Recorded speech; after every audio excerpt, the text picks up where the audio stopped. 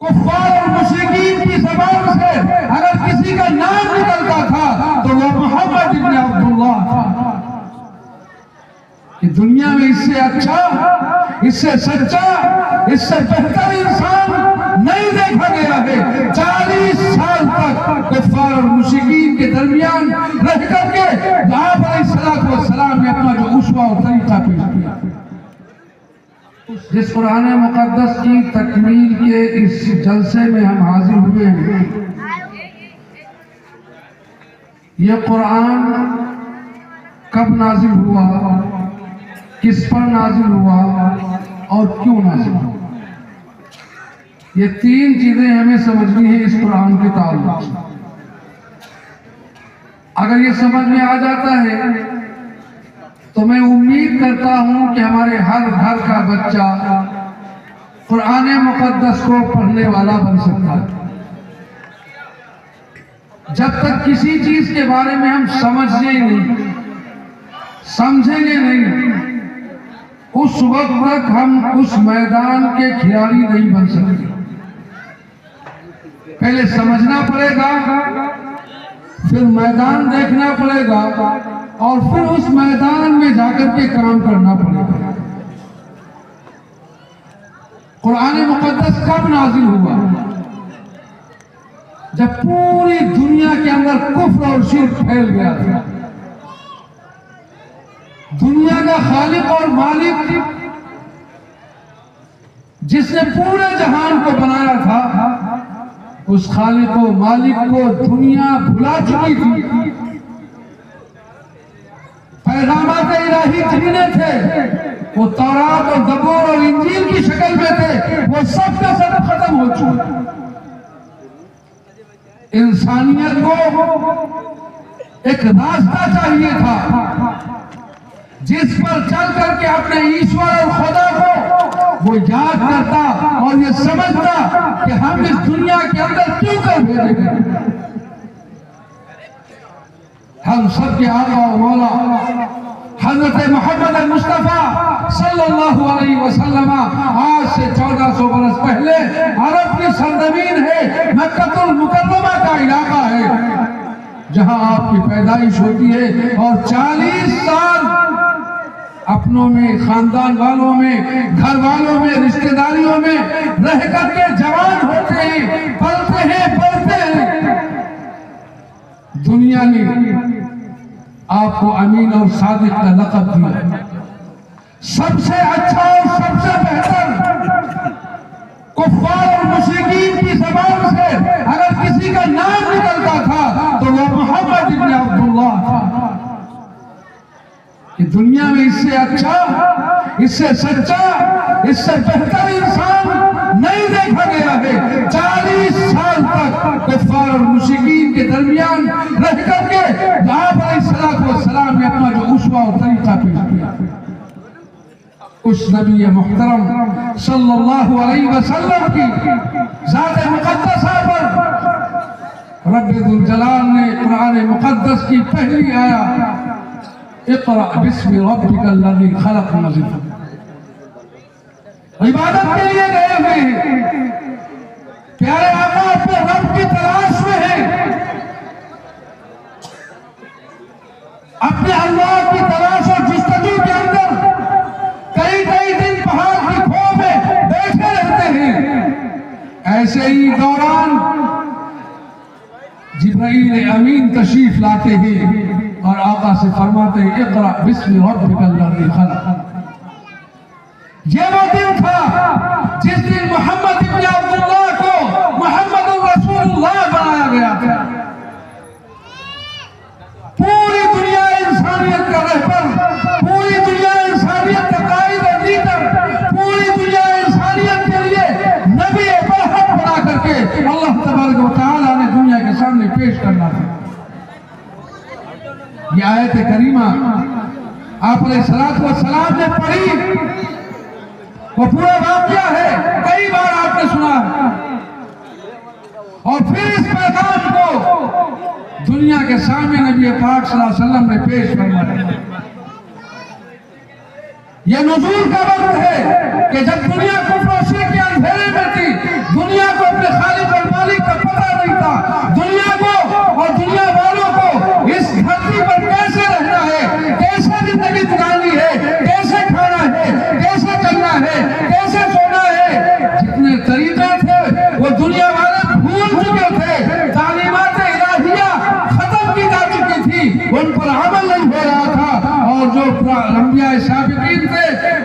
اعمال اور ان کی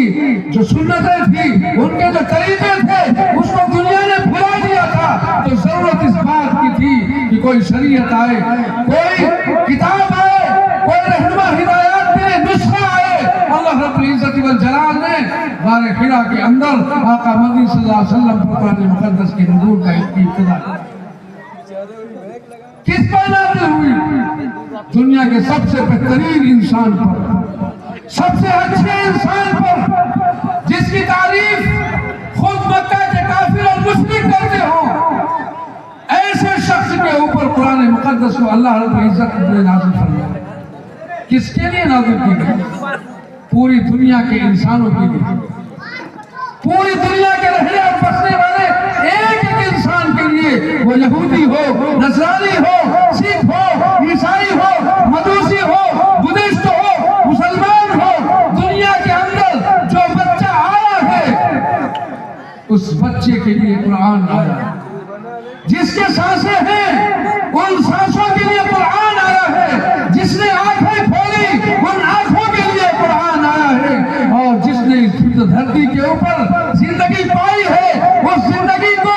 صحیح اور سلامت چلانے کے لیے قرآن آیا ہے۔ سب کے لیے، کسی ایک انسان کے لیے نہیں، یہ ہمارے لیے نہیں، مسلمانوں کے لیے نہیں، محمود آباد والوں کے لیے نہیں، بلکہ اس دھرتی پر جتنے انسان آئے ان کے لیے 1400 برس سے لے کر آج تک اور قیامت کے قائم ہونے تک یہ قرآن سب کے لیے رہنما ہدایت ہے۔ ہمارے لیے تو ہم جانتے ہیں، چونکہ ہم مسلمان ہیں، ہم سمجھتے ہیں یہ قرآن ہمارے لیے، ہم اس کو پڑھیں گے تو ثواب ملے گا، اس سے لگیں گے تو اللہ پیار دے گا، اس کی تلاوت کریں گے اللہ راضی ہوگا، اس کو پڑھتے جائیں گے اللہ جنت میں مقام عطا فرمائے گا۔ یہ ہمارے لیے ہے، لیکن دنیا کے ایک ایک انسانوں کو ہدایت اور رہبری چاہیے ہے، ایک راستہ چاہیے ہے۔ دنیا کے اندر آنکھیں کھولنے والوں کو سیدھا راستہ چاہیے ہے، تو وہ قرآن مقدس ہے،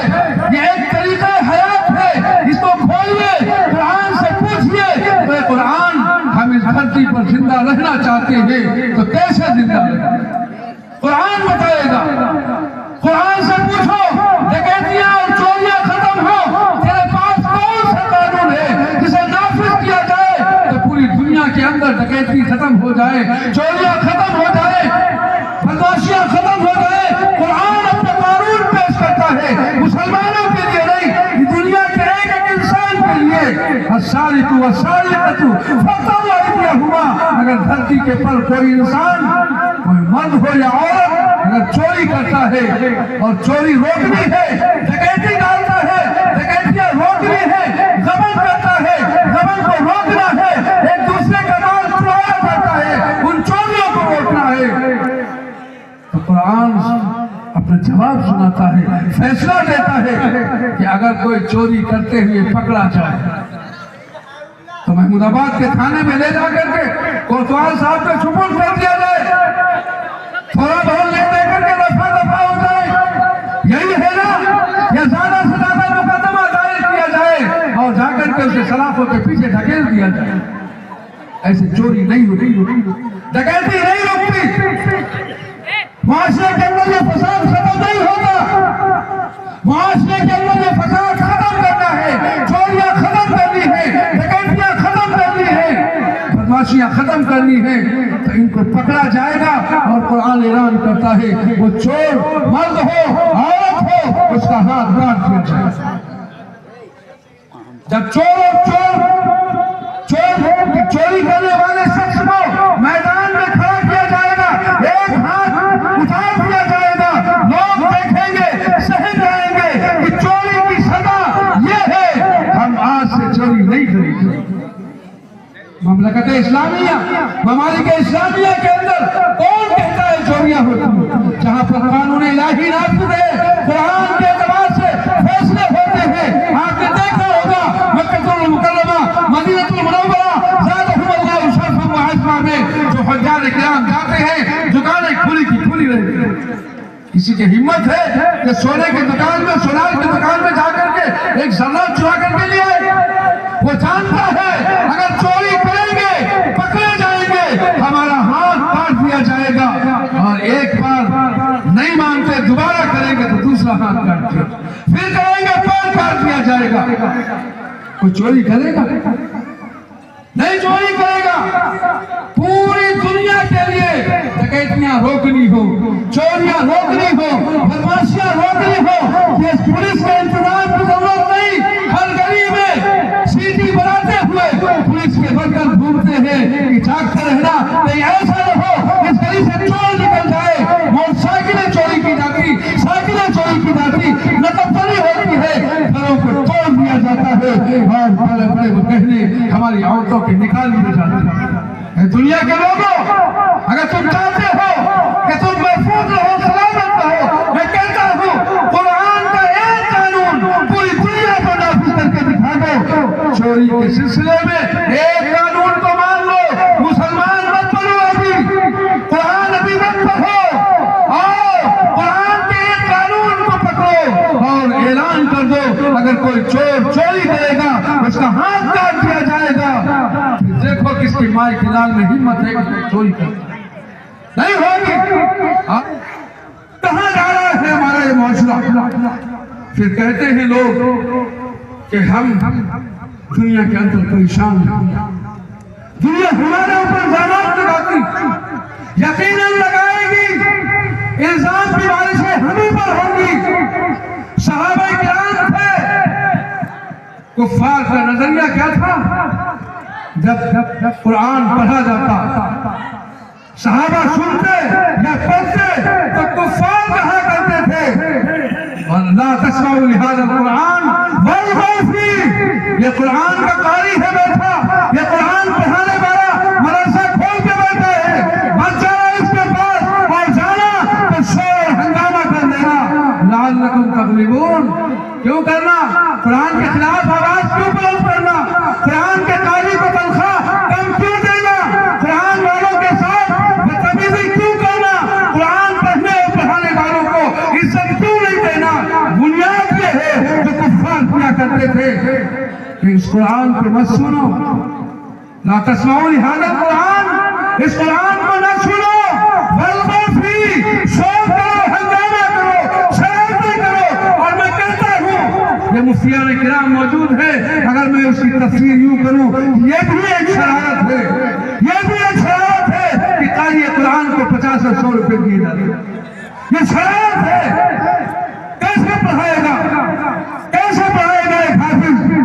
ٹیوشن کے نام پر ہمارے حفاظ اور قرآن گھر گھر جاتے ہیں, اس محبت میں جاتے ہیں کہ آپ کا بچہ حافظ قرآن بن جائے, ورنہ آپ کے 100 روپے کی کوئی وقت نہیں ہے, کوئی حیثیت نہیں ہے. ہمارے کپڑے 50 روپے ڈرائی کلین پہ دھلے جاتے ہیں, ہم ایسے کپڑے پہننا جانتے ہیں,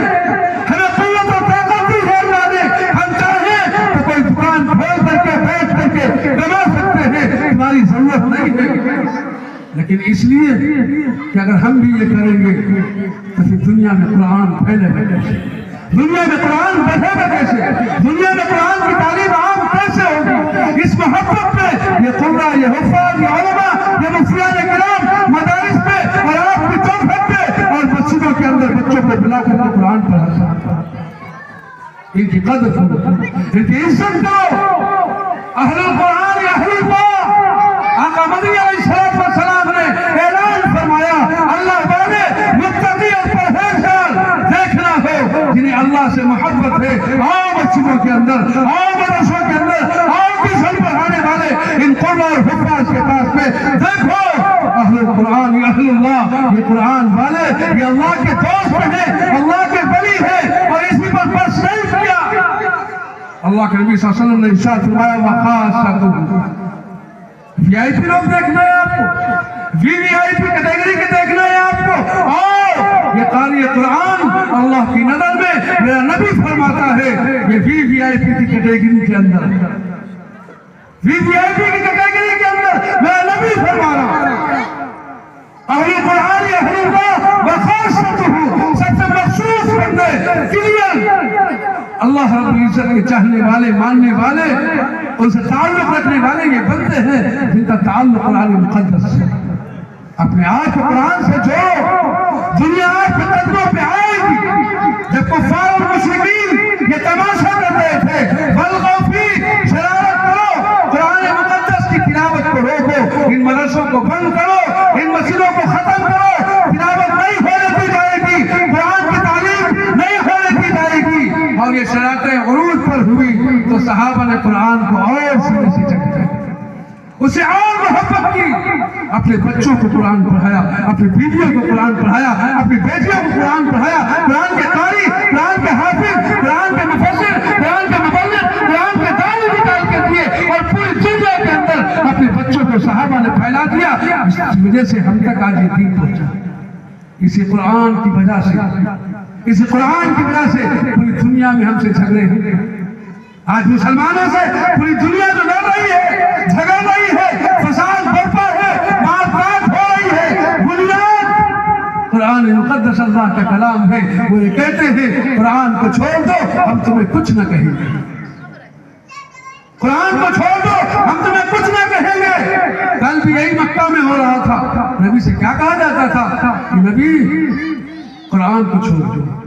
یہ جو دعوت دے رہے ہو قرآن پڑھ کے لوگوں کو سنا رہے ہو اس کی تفسیر کر رہے ہو اس کی تعلیم دے رہے ہو اس کی تبلیغ کر رہے ہو لوگوں کو اپنی طرف بلاتے ہو کہ میں اللہ کے نبی اور پیغمبر ہوں تم آؤ مجھے مانو ایک سیدھے راستے پر چلو اللہ کو اپنا خالق و مالک مانو اور قرآن پر عمل کرو تو جھگڑا ہوتا تھا ابو لہب ابو جہل عتبہ شیبہ یہ کون تھے یہ وہ لوگ تھے جو قرآن کے نزول کے وقت سے لے کر کے اپنے مرنے تک قرآن کی مخالفین کی سب پہ پہلی سب پہ کھڑے ہوئے تھے یہ جا کر کے جنگ کرتے تھے صحابہ کو قتل کرتے تھے صحابہ کو مارتے تھے اور اسی پر بس نہیں کیا 10 سال اسلام کو آئے ہوئے مکہ میں ہو گئے پریشانیاں آ گئی کیا کیا جائے یہ اسلام کو پھیلنے نہیں دیتے قرآن کی تعلیم کو عام کرنے نہیں دیتے جہاں جاتے ہیں وہاں بندش لگا دیتے جس جگہ پر قرآن کھول کے پڑھنا شروع کرتے ہیں مدرسہ شروع کرتے ہیں وہاں پر آ کر پابندی لگا دیتے ہیں یہ دہشت گردوں کا اڈا ہے یہاں قرآن سکھایا جائے گا یہاں قرآن نہیں بلکہ اس قرآن کو سکھانے کے ساتھ ساتھ ہمارے بتوں کو برا کہا جائے گا اس مشن کو ختم کیا جائے گا ہماری چوکراہٹ کو بدل دیا جائے گا یہ چوکری بننا چاہتے ہیں یہ اسلام کا پھیرا پورے دنیا کے اندر اسلام کا پرچم پوری دنیا میں لہرانا چاہتے ہیں بند کرو یہ مدرسہ بند کرو یہ قرآن کی تعلیم ہٹو اس مسجد سے کبھی مسجد حرام سے نکالا جاتا کبھی اللہ کے نبی کے گھر سے نکالا جاتا کبھی دار ارقم سے کھینچ کے نکالا جاتا جب صحابہ پریشان ہو گئے تو اللہ کے نبی صلی اللہ علیہ وسلم نے ہجرت کا اعلان فرما دیا میرے صحابہ اس قرآن کی آیتوں کو اپنے سینے سے لگاؤ اور نکل جاؤ کوئی حفصہ جائے کوئی دوسری جانب چلا جائے جہاں ممکن ہو سکے قرآن کی تلاوت کو عام کرو قرآن کے پیغام کو عام کرو لوگوں کو قرآن سکھاؤ جا کر کے اللہ کا دین بتاؤ جا کر کے نکل لیے اور پھر ایک وہ دن بھی آیا